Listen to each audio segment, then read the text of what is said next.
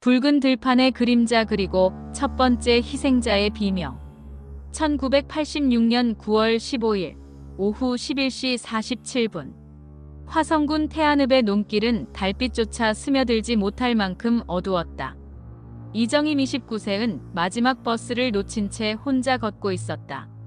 서울 시내 백화점에서 늦게까지 일하고 돌아오는 길이었다. 하이힐 소리가 정막을 깨트리며 규칙적으로 울려 퍼졌다. 탁탁탁. 9월의 밤 공기는 아직 따뜻했지만 갑자기 등골이 서늘해졌다. 뒤에서 들려오는 또 다른 발걸음 소리 때문이었다. 이정임은 고개를 돌렸다. 하지만 어둠 속에는 아무것도 보이지 않았다. 단지 바람에 흔들리는 갈대만이 속삭일 뿐이었다. 누구세요? 대답은 없었다. 오히려 발걸음 소리는 더욱 빨라졌다. 그녀의 심장이 빠르게 뛰기 시작했다. 휴대폰이 없던 시절, 도움을 요청할 방법도 없었다. 이정임은 가방을 꽉 움켜쥐고 걸음을 재촉했다. 집까지는 아직 2km나 남았다. 주변에는 논밭뿐이고 가장 가까운 집도 500m는 떨어져 있었다. 탁탁탁탁. 발걸음 소리가 달리기로 바뀌었다. 그녀도 뛰기 시작했다. 하이힐이 벗겨져도 상관없었다. 살기 위해서였다. 하지만 뒤따라오는 발소리는 점점 가까워졌다. 살려주세요. 도와주세요. 필사적인 비명이 밤하늘에 울려 퍼졌다. 하지만 이 외딴 논길에는 그녀의 목소리를 들을 사람이 아무도 없었다. 거친 손이 그녀의 목을 감쌌다. 비명마저 목 안에서 끊어졌다. 마지막으로 본 것은 달빛 아래 번뜩이는 차가운 무언가였다. 다음 날 새벽 5시 30분, 농부 김창수 씨 54세가 논에 물을 대러 나왔다가 참혹한 광경을 발견했다. 갈대숲 사이에 버려진 젊은 여성의 시신. 그것은 화성에서 벌어질 충격적인 연쇄살인의 시작이었다. 또 다른 시신이 발견되었습니다. 경기도경찰청 강력계 박형욱 경감 42세는 전화를 받자마자 얼굴이 굳어졌다. 2달 전 이정임 씨 사건에 이어 두 번째였다.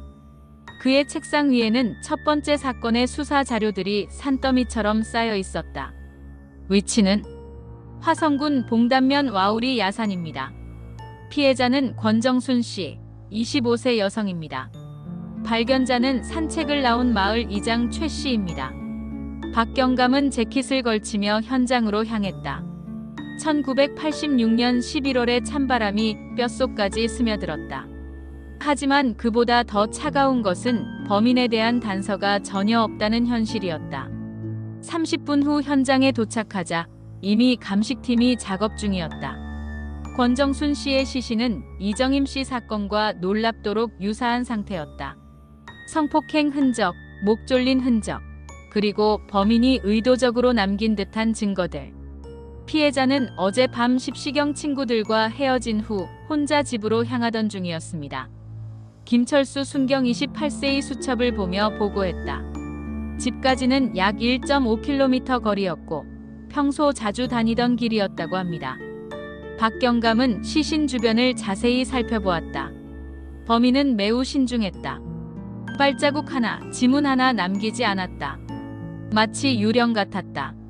경감님, 이상한 점이 있습니다. 젊은 김순경이 비닐봉지를 들고 다가왔다. 안에는 여성용 속옷 조각들이 들어있었다. 현장에서 20m 떨어진 곳에서 발견했는데 피해자 것이 아닙니다. 핏자국도 없고 크기도 맞지 않습니다. 박경감의 눈빛이 날카로워졌다. 그럼 다른 여성의 것이란 말인가? 네, 그럴 가능성이 높습니다. 그런데 더 이상한 것은 김순경이 망설였다. 이 속옷 조각이 첫 번째 피해자 이정임 씨 것과 비슷한 패턴입니다. 범인이 고의로 남긴 단서인가? 아니면 실수인가? 박경감은 등골이 서늘해짐을 느꼈다. 지문 검사 결과는 아직 나오지 않았지만 첫 번째 사건과 마찬가지로 깨끗할 것 같습니다. 범인은 매우 신중하고 계획적입니다. 그 순간 박경감은 소름이 돋았다. 이는 단순한 우발적 범죄가 아니었다. 계획적이고 지능적인 연쇄살인범의 소행이었다. 더욱 무서운 것은 범인이 자신의 범행을 즐기고 있다는 점이었다. 경감님, 목격자가 있습니다. 최진호 경장이 달려왔다. 어제 밤 11시경 이 근처에서 수상한 남자를 본 사람이 있다고 합니다. 박 경감의 눈이 번뜩였다. 드디어 단서다. 목격자는 마을 구멍가게를 운영하는 박순자 씨 58세였다. 그녀는 밤늦게 가게 문을 닫고 집으로 돌아가던 중이었다. 키가 170cm 정도 되는 남자였어요. 나이는 20대 후반에서 30대 초반 같았고요. 박순자 씨는 떨리는 목소리로 말했다. 어둠 속에서 혼자 걸어가는데 뭔가 이상했어요. 너무 조용히 걷더라고요. 옷차림은 어땠습니까? 검은색 점퍼를 입고 있었고 모자를 깊이 눌렀었어요. 얼굴은 잘 안 보였지만 뭔가 불길한 느낌이었어요. 그 남자가 어느 쪽으로 갔는지 봤습니까? 권정순 씨가 발견된 그 야산 쪽으로 갔어요. 저도 무서워서 빨리 집에 들어갔는데 박경감은 수첩에 열심히 적었다. 처음으로 잡힌 구체적인 단서였다. 하지만 문제가 있었다. 같은 시간, 같은 장소에서 또 다른 목격자가 전혀 다른 증언을 하고 있었다는 점이었다. 저는 분명히 키가 크고 마른 남자를 봤습니다. 적어도 180cm는 넘어 보였어요. 트럭 운전사 이만수 씨 45세는 확신에 찬 목소리로 말했다. 중년 남자 같았고 걸음걸이가 좀 이상했어요. 다리를 약간 절더라고요. 두 증언은 정반대였다. 키, 나이, 걸음걸이 모두 달랐다. 둘 다 같은 사람을 본 게 맞습니까? 박경감이 물었다. 저는 확실합니다. 제가 본 사람이 범인일 거예요. 두 목격자 모두 자신 있게 대답했다. 수사팀은 혼란에 빠졌다. 어느 쪽 증언을 믿어야 할까? 아니면 둘 다 다른 사람을 본 것일까? 경감님, 몽타주 작성은 어떻게 하시겠습니까? 김순경이 물었다. 박경감은 고민했다. 잘못된 몽타주는 수사를 더욱 미궁으로 빠뜨릴 수 있었다. 하지만 아무런 단서 없이는 수사를 진행할 수 없었다. 두 가지 버전으로 만들어보자. 그리고 더 많은 목격자를 찾아보자. 하지만 추가 목격자는 나타나지 않았다. 그 밤 그 시간에 그 외진 곳을 지난 사람은 거의 없었다. 화성은 아직 농촌 지역이었고 밤 10시만 넘으면 길거리에 사람이 없었다. 1987년 1월 15일 새해 벽두부터 또 다른 악몽이 시작되었다. 조선이 23세가 실종 신고된 지 사흘 만에 화성군 향남면의 한 저수지 근처에서 시신으로 발견되었다. 이번에도 동일한 수법이었다. 성폭행, 목졸림, 그리고 현장에 의도적으로 남겨진 이전 피해자의 소지품. 이건 확실히 연쇄살인입니다. 박경감은 단언했다. 수사본부가 설치되고 전담팀이 구성되었다. 경기도경찰청에서 베테랑 수사관들이 파견되어 왔다. 하지만 범인의 정체는 여전히 오리무중이었다. 목격자 진술을 종합해보면 범인은 20대에서 30대 사이의 남성으로 추정됩니다. 수사팀장 이철용 경정 48세의 브리핑을 진행했다. 화이트보드에는 3명의 피해자 사진과 사건 개요가 적혀 있었다. 공통점은 모두 젊은 여성이며 야간 시간대에 홀로 다니다가 피해를 당했다는 것입니다. 범인은 화성 지역의 지리에 매우 익숙한 것으로 보입니다.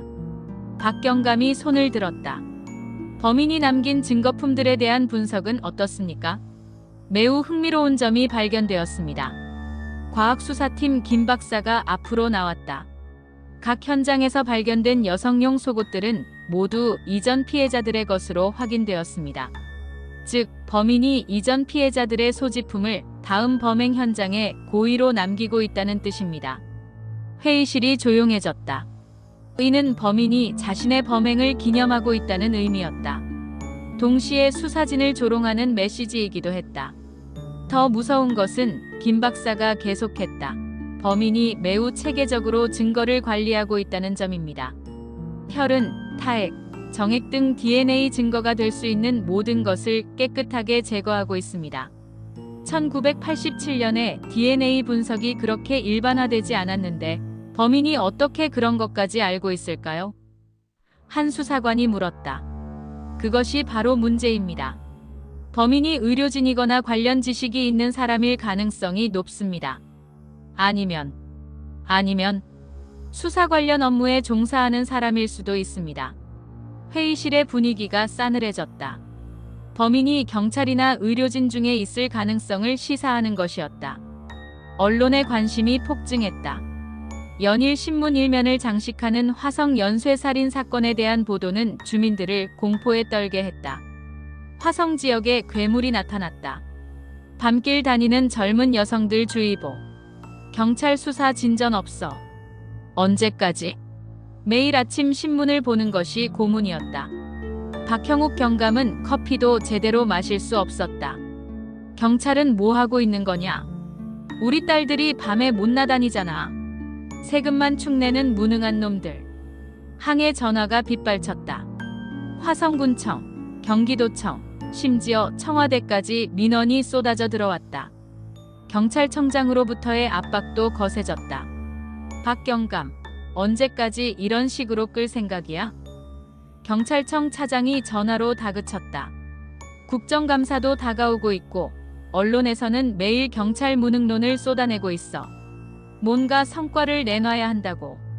박 경감은 며칠째 제대로 잠을 이루지 못했다. 사건 파일을 보며 밤을 지새우는 날이 계속되었다. 그의 책상 위에는 피해자들의 사진이 놓여 있었다.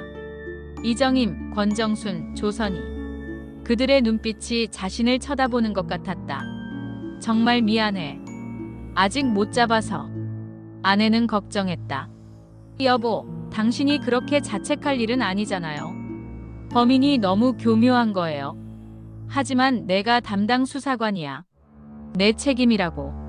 그가 혼잣말을 하고 있을 때 전화벨이 울렸다. 새벽 2시였다.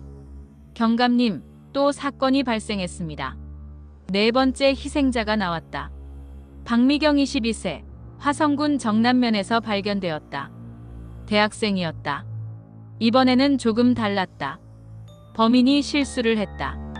피해자의 손톱 사이에서 섬유질과 피부 조각이 발견된 것이다. 격투한 흔적이 있었다. 박미경은 태권도를 배운 적이 있어서 끝까지 저항했던 것 같았다. 드디어 단서를 잡았다. 하지만 기쁨도 잠시. 1987년 당시의 과학수사 기법의 한계가 드러났다. 감식 기술로는 미세한 증거를 분석하는 데 한계가 있었다. DNA 분석 기법은 아직 한국에 도입되지 않았고 지문 대조도 수작업에 의존했다. 현미경으로 봐서는 모직 섬유 같습니다. 감식팀장이 보고했다. 겨울철에 입는 코트나 스웨터에서 나온 것 같고요. 피부 조각은 너무 작아서 혈액형 정도만 알 수 있을 것 같습니다. B형이었다. 한국 인구의 약 27%가 해당하는 혈액형이었다. 여전히 수사 대상이 너무 많았다. 사건은 예상치 못한 방향으로 흘러갔다. 1987년 10월 윤성여 23세라는 지적 장애를 가진 청년이 용의자로 체포되었다. 그는 세 번째 피해자 조선희와 같은 동네에 살았고 평소 이상 행동을 보인다는 주민 신고가 있었다. 윤성여가 밤마다 돌아다니는 것을 봤어요. 마을 주민 한 씨가 증언했다. 그리고 여자들을 이상하게 쳐다보더라고요. 저는 안 했어요. 진짜로 안 했어요. 윤성여는 울먹이며 부인했다. 그의 지능은 10살 아이 수준이었다. 하지만 수사진의 강압적인 조사는 계속되었다. 당시 수사 관행상 자백을 받아내는 것이 우선이었다. 물리적 증거가 부족하면 자백에 의존할 수밖에 없었다. 너 그날 밤 뭐 했어? 집에서 텔레비전 봤어요. 거짓말하지 마. 목격자가 있다고. 진짜 집에 있었어요. 엄마한테 물어보세요.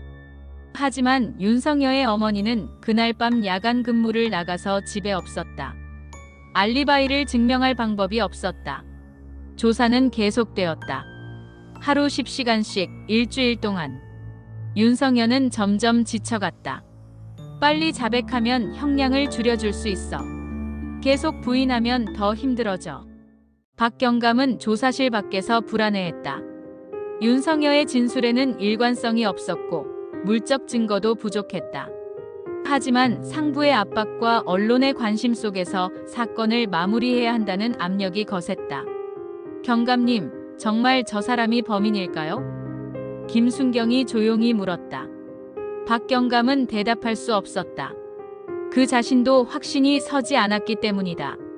하지만 다른 용의자는 없었고 언론과 주민들의 압박은 날로 거세졌다. 결국 윤석여는 기소되었다. 하지만 재판 과정에서 그의 무죄를 주장하는 목소리들이 높아졌다. 변호사들과 시민단체들이 수사 과정의 문제점을 지적했다. 강압적 수사로 얻어낸 자백은 무효입니다. 지적장애인에 대한 인권 침해입니다. 하지만 1987년의 한국 사회는 아직 인권에 대한 인식이 부족했다. 여론도 범인을 빨리 잡아야 한다는 쪽으로 기울어져 있었다. 그리고 결정적인 일이 벌어졌다. 윤석여가 구속된 지 한 달 후인 1987년 12월 다섯 번째 사건이 발생했다. 홍진영 20세의 같은 수법으로 살해당한 것이다. 장소는 화성군 송산면. 범행 수법, 증거품 남기는 방식 모두 동일했다. 이럴 수가. 박경감은 충격에 빠졌다. 윤석여는 구치소에 있었다. 그런데 또 다른 사건이 발생했다는 것은 진범이 따로 있다는 의미였다. 무고한 사람을 용의자로 만들었다는 죄책감이 그를 짓눌렀다. 경감님, 어떻게 하시겠습니까? 김순경이 조심스럽게 물었다. 윤석여는 즉시 석방되었다. 하지만 이미 그의 인생은 망가져 있었다. 지역사회에서 살인범으로 낙인 찍혀 정상적인 생활이 불가능해졌다. 가족들도 고향을 떠나야 했다. 미안합니다. 정말 죄송합니다. 박경감이 윤석여의 어머니에게 머리를 숙였다. 우리 애가 뭘 잘못했다고. 어머니는 눈물을 흘렸다. 이제 어디 가서 살아야 합니까? 수사는 원점으로 돌아갔다. 하지만 이번에는 더욱 신중하게, 더욱 과학적으로 접근하기로 했다. 새로운 단서가 나타났다. 다섯 번째 피해자 현장에서 발견된 담배꽁초였다. 범인이 현장에서 담배를 피웠던 것으로 보였다. 88라이트 담배네요. 감식 요원이 보고했다. 이 브랜드를 피우는 사람들을 조사해 봅시다. 하지만 88라이트는 1988년 서울올림픽을 앞두고 출시된 매우 흔한 담배였다. 화성 지역 남성 흡연자의 40% 이상이 피우는 담배였다. 수사 대상이 오히려 너무 넓어진 것이다. 그래도 이전보다는 구체적인 단서입니다. 이철용 경정이 말했다. 범인의 습관을 알 수 있어요. 또 다른 단서도 발견되었다. 현장 근처에서 찾은 신발 자국이었다. 270mm 크기의 운동화 발자국이었다. 나이키 브랜드 같습니다. 감식팀장이 석고본을 보며 말했다. 그런데 좀 특이한 점이 있어요. 뭐가요? 걸음걸이가 일정하지 않아요. 왼쪽 발자국이 오른쪽보다 깊게 패여 있어요.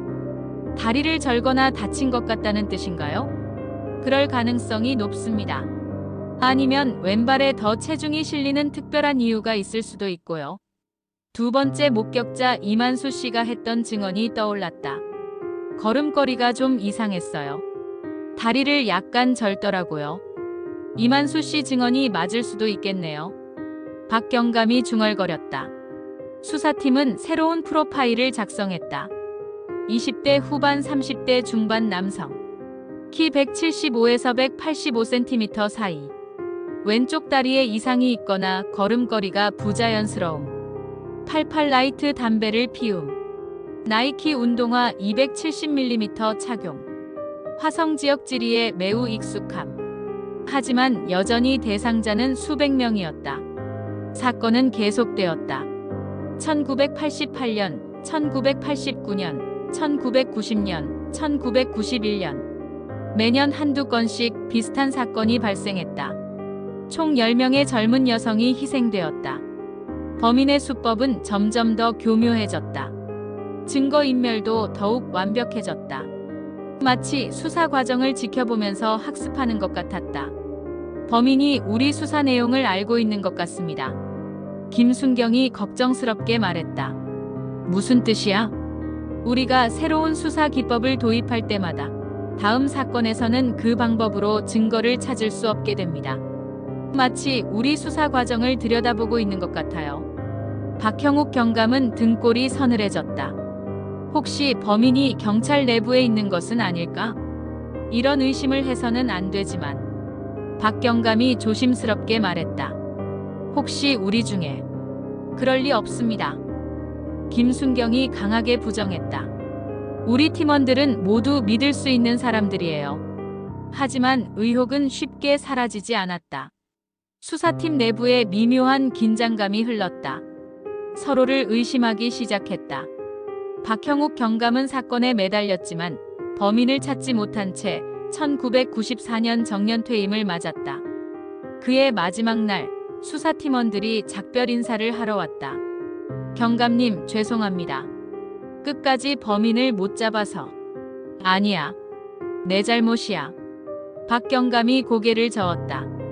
10명의 젊은 여성들이 목숨을 잃었는데 범인 하나 못 잡았으니까. 그의 후임들도 마찬가지였다. 새로운 수사팀장이 부임할 때마다 기대감이 높아졌지만 결과는 항상 실망뿐이었다. 화성 연쇄살인 사건은 한국 수사 사상 최대의 미제 사건이 되어갔다. 언론들은 주기적으로 사건을 재조명했다. 화성 연쇄살인 사건 5주년. 아직도 오리무중. 10년이 지나도 잡히지 않는 화성의 괴물. 과연 범인을 찾을 수 있을까? 피해자 가족들의 고통은 시간이 갈수록 깊어졌다. 우리 딸이 죽은 지 10년이 넘었는데 아직도 범인을 모른다는 게 말이 됩니까? 두 번째 피해자 권정순 씨의 어머니가 눈물을 흘리며 말했다. 밤마다 딸이 꿈에 나와서 엄마, 나를 죽인 사람을 찾아달라고 해요. 화성 지역 주민들도 여전히 공포 속에 살았다. 특히 젊은 여성들은 밤에 혼자 다니기를 꺼렸다. 아직도 그 사람이 이 동네 어딘가에 살고 있을 것 같아서 무서워요. 20대 여성 어 씨가 익명을 조건으로 말했다. 혹시 마트에서 만난 아저씨가 범인일까? 버스에서 옆에 앉은 사람이 범인일까 하는 생각이 들어요. 1995년 한국에 DNA 분석 기법이 도입되었다. 수사팀은 새로운 희망을 품었다. 보관되어 있던 증거물들을 다시 분석하기 시작했다. 이제 과학의 힘으로 범인을 잡을 수 있을 것입니다. 새로 부임한 정민호 경감 45세의 자신 있게 말했다. 하지만 현실은 냉혹했다. 10년이 넘게 보관된 증거물들은 대부분 변질되었거나 양이 너무 적었다. 1980년대 보관 기술의 한계였다. DNA를 추출할 수 있는 샘플이 거의 없습니다. 국립과학수사연구소 연구원이 보고했다. 일부 증거물에서 미량의 DNA가 검출되긴 했지만 분석하기에는 부족합니다. 좌절이었다. 과학기술은 발전했지만 이미 때는 늦었다. 2000년대에 들어서면서 사건은 점점 사람들의 기억에서 잊혀져 갔다. 새로운 사건들이 계속 발생했고 언론의 관심도 다른 곳으로 옮겨갔다. 하지만 수사진은 포기하지 않았다. 매년 추모일이 되면 현장을 다시 방문했고 새로운 단서가 나올 때마다 철저히 분석했다. 혹시 시효가 지나면 어떻게 되나요? 피해자 가족 중 한 명이 물었다. 살인죄는 시효가 없습니다. 100년이 지나도 범인을 찾아서 처벌할 것입니다. 수사팀장이 다짐했다. 2019년 초 전혀 예상치 못한 곳에서 돌파구가 열렸다. 부천에서 발생한 별건 성폭력 사건을 수사하던 중 용의자로 체포된 이춘재 56세의 DNA를 국가 데이터베이스에 등록하게 되었다. 그런데 놀라운 일이 벌어졌다. 화성 사건과 일치하는 DNA가 검출되었습니다. 2019년 9월 2일 국과수에서 급한 전화가 걸려왔다. 담당 연구원의 목소리는 흥분으로 떨리고 있었다. 확실합니까? 99.99% 일치합니다. 30년 전 증거물에서 겨우 추출한 미량의 DNA와 완전히 일치해요. 현재 화성 연쇄살인 사건 담당인 배용주 경감 52세은 손이 떨렸다. 30년 넘게 미해결로 남아있던 사건의 용의자가 드디어 찾아진 것이다. 이춘재는 평범한 공장 근로자였다. 1986년 당시 23세였으며 화성 지역에서 20km 떨어진 안양에 살고 있었다. 하지만 당시 근무하던 공장이 화성에 있었다. 직장 때문에 화성 지역을 자주 오갔습니다. 이춘재의 동료가 증언했다. 야간 근무도 많이 했고 지역 지리에 매우 익숙했어요. 모든 것이 맞아떨어졌다. 나이, 직업, 거주지, 그리고 범행 시기의 동선까지. 2019년 9월 18일 이춘재가 조사실에 앉았다. 그는 이미 다른 성폭력 사건으로 무기징역을 받고 복역 중이었다. DNA가 나왔으니 더 이상 부인해도 소용없어. 배 경감이 말했다. 이춘재는 한참 침묵을 지키더니 천천히 입을 열었다. 맞습니다. 제가 했어요. 30년 만에 들리는 자백이었다. 조사실에 있던 수사관들은 모두 숨을 죽였다. 왜 그랬습니까? 그냥 그랬어요. 이춘재는 무표정한 얼굴로 대답했다. 특별한 이유는 없었어요. 10명이나 되는 젊은 여성들을 죽였는데 특별한 이유가 없다고요? 처음에는 우발적이었어요. 그런데 한번 시작하니까 멈출 수가 없더라고요. 이춘재는 담담하게 자신의 범행을 털어놓았다. 1986년 9월 첫 번째 사건부터 1991년 4월 마지막 사건까지 모든 것을 기억하고 있었다. 피해자들의 소지품을 다음 현장에 남긴 이유는 뭡니까? 경찰이 헤매는 모습이 재미있었어요. 이춘재가 씩 웃었다. 여러분들이 혼란스러워하는 걸 보면서 우월감을 느꼈거든요. 수사관들은 분노를 참기 어려웠다. 30년간 그들이 느꼈던 좌절과 피해자, 가족들의 고통을 그는 재미로 여기고 있었다. 후회하지 않습니까? 글쎄요. 잡히지 않았다면 후회하지 않았을 텐데 이렇게 잡히고 보니 좀 아쉽긴 하네요. 그의 반성하지 않는 태도는 모든 사람들을 경악시켰다. 2019년 9월 20일 언론에 발표되었다. 화성 연쇄살인 사건 용의자 이춘재 검거. 전국이 떠들썩했다. 30년 넘게 미해결로 남았던 사건의 용의자가 드디어 잡힌 것이다. 하지만 복잡한 문제가 있었다. 살인죄의 공소시효는 1993년 25년으로 연장되었지만 이춘재의 범행은 그 이전에 저질러진 것이었다. 당시에는 살인죄의 공소시효가 15년이었다. 법적으로는 기소할 수 없습니다. 검찰이 발표했다. 공소시효가 이미 지났기 때문입니다. 피해자 가족들은 분노했다. 범인을 찾았는데 처벌할 수 없다니 이게 말이 됩니까? 권정순 씨의 오빠가 울부짖었다.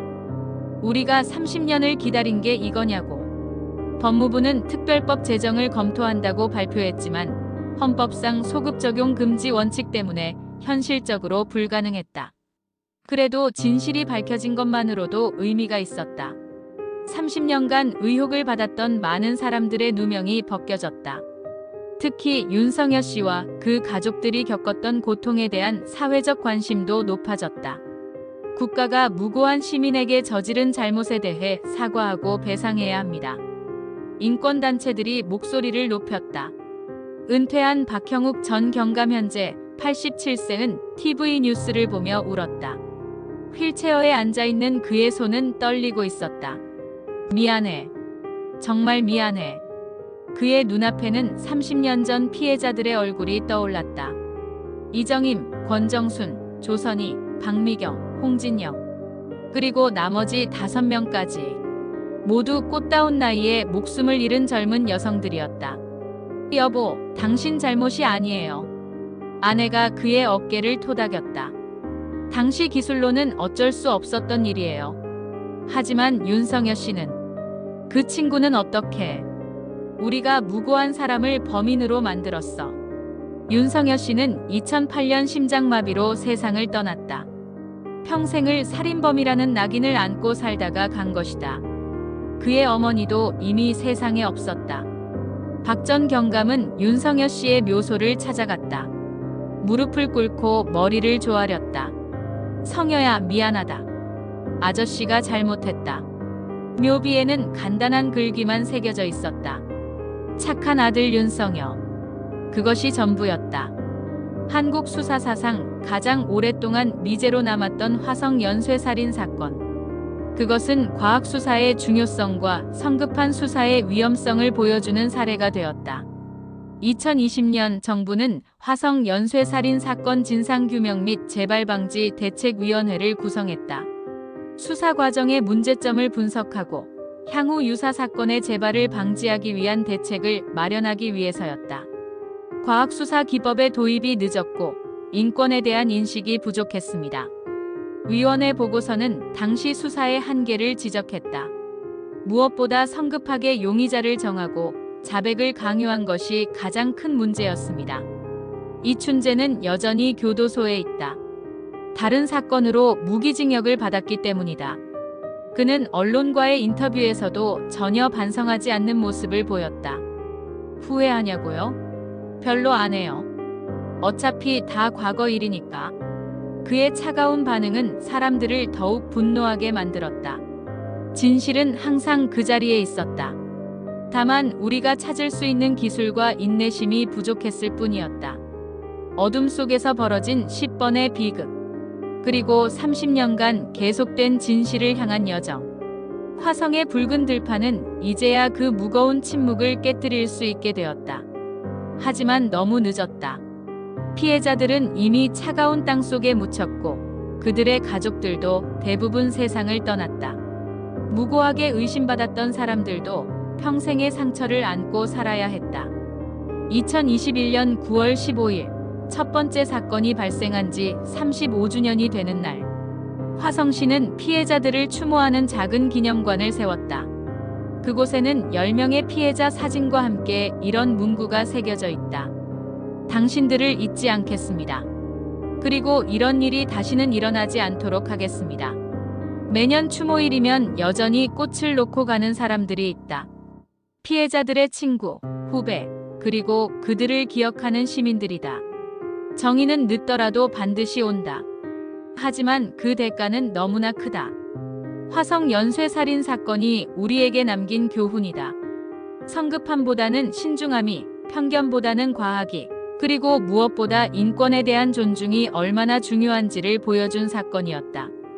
범인은 잡혔지만 상처는 아직도 아물지 않았다. 그리고 그 상처는 앞으로도 오랫동안 우리 사회의 기억 속에 남을 것이다. 시청해주셔서 감사합니다. 구독과 좋아요, 알림 설정 꼭 해주세요.